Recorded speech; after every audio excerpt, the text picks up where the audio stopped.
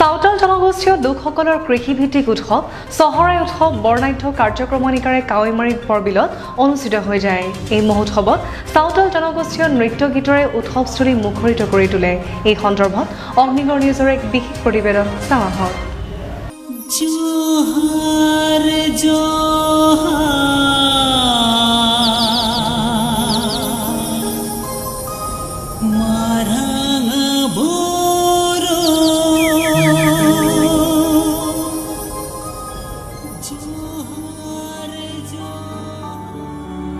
অসমীয়া জাতিৰ অবিচ্ছেদ্য অংগ চাওতাল জনগোষ্ঠী। চাওতালসকলে কাতি মাহক চহৰাই চান্দু বুলি কয় আৰু এই মাহতে তেওঁলোকৰ জাতীয় উৎসৱ চহৰাই পৰব পালন কৰে। কৃষিভিত্তিক অৰ্থাৎ ধন প্ৰাচুৰ্যৰ উৎসৱ। যেতিয়া ধাননি পথাৰত শস্য শ্যামলা হয়, মানে যেতিয়া ধাননি পথাৰ সোণালী ৰং ধাৰণ কৰে, সেই সোণালী ৰং ধাৰণ কৰাৰ পিছতেই চাওতালসকলৰ ধন প্ৰাচুৰ্যৰ উৎসৱ চহৰাই উদযাপন কৰে। আৰু এই উৎসৱত চাওতালসকলে তেওঁলোকৰ পৰম্পৰাগত নীতি নিয়মেৰে তেওঁলোকে গাঁৱৰ প্ৰত্যেক গাঁৱতে আচলতে এই উৎসৱটো উদযাপন কৰা হয়, একেদিনাই উদযাপন কৰা হয়।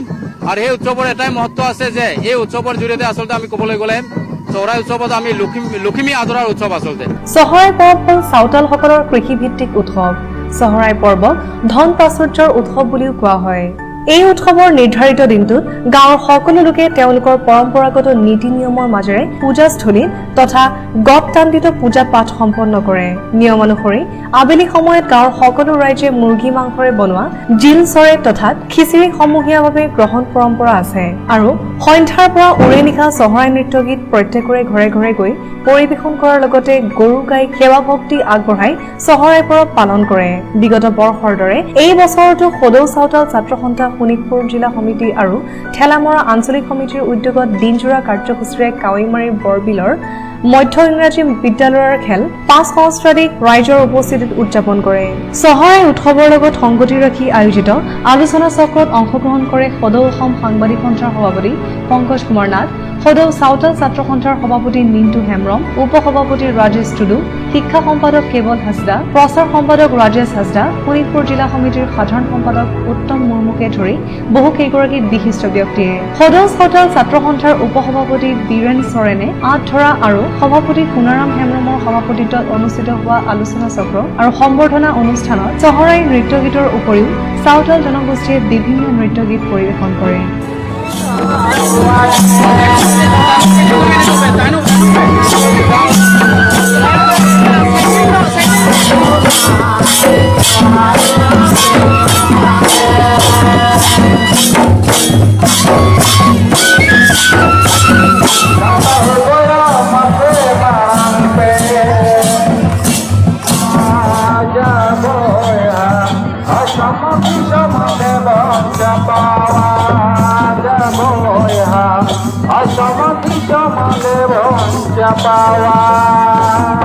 চহৰাই পৰব উপলক্ষে আমি এটা য'ত পূজা পাৰ্বণ অনুষ্ঠিত হয়, সেই পূজা পাৰ্বণ অনুষ্ঠিত কৰা জেগাটোক আমি গদতান্দি বুলি কওঁ।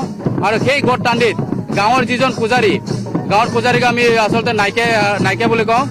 নাইকে, তাৰপিছত গাঁৱৰ যিখিনি বয়োজ্যেষ্ঠসকল নাইকে, তাৰপিছত আমাৰ সামাজিক ব্যৱস্থা যিসকল মাঝি আৰাম, প্ৰাণিক, ভদ্ৰ, গডেত, তেওঁলোকে সকলোৱে মিলি লৈ মানে এই যিটো পূজাস্থলীত গৈ পেলাই তেওঁলোকে পূজা অৰ্চনা কৰে।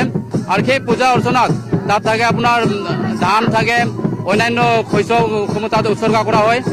আৰু তাত এটাই প্ৰাৰ্থনা কৰা হৈছে যে এই বছৰ মাৰাং গুৰু, আমি য'ত ভগৱান বুলি ক'লে মাৰাং গুৰু কওঁ, মাৰাং গুৰুৱে যে এই বছৰ যেনেধৰণে আমাক ধন প্ৰাচুৰ্য দিলে, ঠিক আগন্তুক দিনতো তেনেকৈ ধন প্ৰাচুৰ্য দি পেলাই এই জনগোষ্ঠীটোক যাতে দুখৰ সাগৰত যাতে নপৰে সেইটো প্ৰাৰ্থনা কৰে সেই গদতান্দিত।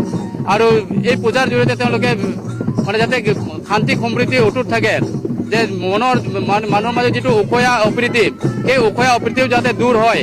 আৰু সেই দূৰ কৰাৰ কাৰণে গাঁৱৰ ৰাইজে, প্ৰত্যেক গাঁৱৰ ৰাইজে আচলতে নিজৰ নিজৰ গাঁৱত তেওঁলোকে এই চহৰাই পৰব উদযাপন কৰি পেলাই সকলোকে পূজাথলীত গৈ তেওঁলোকে আশীৰ্বাদ লয়। আৰু গাঁৱৰ ৰাইজে মানে পূজা অৰ্চনা কৰাৰ পিছত তাতে এসাঁজ ভোজ ভাত খাই সকলোৱে মানে ভোজ ভাত গ্ৰহণ কৰে। গ্ৰহণ কৰাৰ পিছত সকলো ৰাইজে মানে আপোনাৰ সকলো ৰাইজে ঘৰে ঘৰে গৈ নাচ গান কৰে। আৰু নাচ গান কৰিব যাওঁতে তেওঁলোকে প্ৰত্যেক ঘৰতে যিখিনি গৰু আছে, গৰু আচলতে প্ৰত্যেক গোহালিতে গৈ পেলাই গোটেই গাঁৱৰ মানুহে তেওঁলোকে এই গৰুবিলাকক তেওঁলোকে আচলতে গো পূজা বুলি ক'ব লাগিব। ইয়াত তেওঁলোকক তেল লগাই দিয়ে, সিন্দুৰ লগাই দিয়ে, আৰু তেওঁলোকক যাতে এই বছৰ যেনেকে খেতি বাতি কৰা যি ধৰণে গৰুৱে সহায় কৰিলে, যে পৰৱৰ্তী তেওঁলোকে যেনেকুৱা স্বাস্থ্যটো আছে সেই স্বাস্থ্যটো যাতে অটুট থাকক, আৰু অহা বছৰতে সেই গৰুৰ জৰিয়তে তেওঁলোকে গাখীৰে হওক বা আপোনাৰ কৃষিৰ ক্ষেত্ৰতে হওক তেওঁলোকৰ পৰা যাতে অধিক আকৌ ফচল উৎপাদন কৰিব পাৰে, তেনেধৰণৰ ইয়াত এটা মহত্ব আছে। কামাইমাৰীৰ পৰা ৰাজীৱ কলিতাৰ ৰিপৰ্ট, অগ্নিগড় নিউজ।